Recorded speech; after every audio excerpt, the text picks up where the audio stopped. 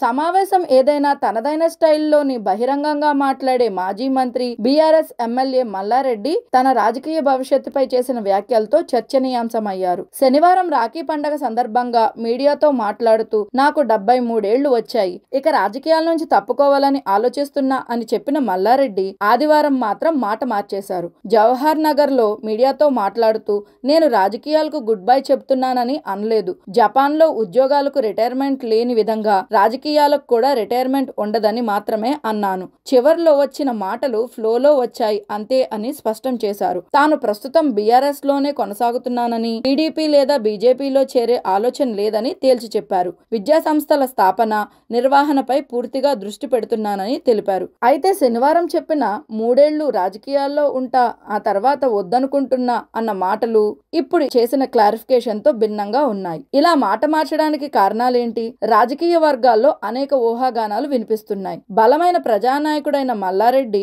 Party నుంచి తప్పుకుంటున్నానని చెప్తే BRS కు ఇబ్బంది కలిగే అవకాశం ఉంది.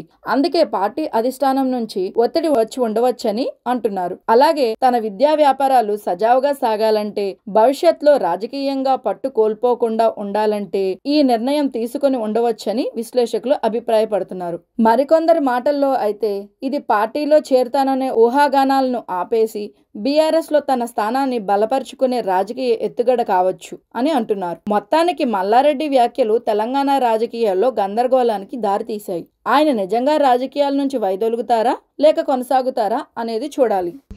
బీజేపీ వైపా, తెలుగుదేశం వైపా లేక టీఆర్ఎస్ వైపా కాదు, నేను ఇప్పుడు టీఆర్ఎస్ లో ఉన్నా. నేను ఇప్పుడు ఏ వైపు చూసేటట్టు కూడా లేను. ఇప్పుడు నాకు కూడా 73 సంవత్సరాలు అయింది. ఇంకా ఏ వైపు చూడవలసిన అవసరం ఏముంది? ఇప్పుడు నేను ఎంపీ అయినా, మినిస్టర్ అయినా, మళ్ళీ ఇప్పుడు ఎమ్మెల్యే అయినా, ఇంకా 3 ఏళ్ళు ఉంటా. నేను రాజకీయమే వద్దనుకుంటున్నా.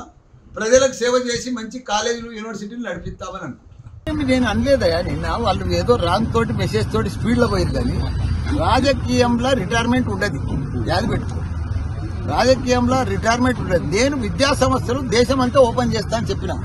రాజకీయంలో నువ్వు ఒక ఆయన అడిగిండు, విలేకరు తమ్ముడు అడిగిండు ఏంటంటే, నువ్వు బీజేపీలోకి పోతావా, తెలుగుదేశంలో పోతావా అని అడిగితే, నేను ఏ దేశంలో పోను, ఏ పార్టీలో పోను, నేను ఇంకా నాకు 3 ఏళ్ళు ఉంది, 73 సంవత్సరాలు ఉంది అని చెప్పిన. జపాన్లో రిటైర్మెంట్ లేదు, నాకు కూడా రిటైర్మెంట్ లేదు.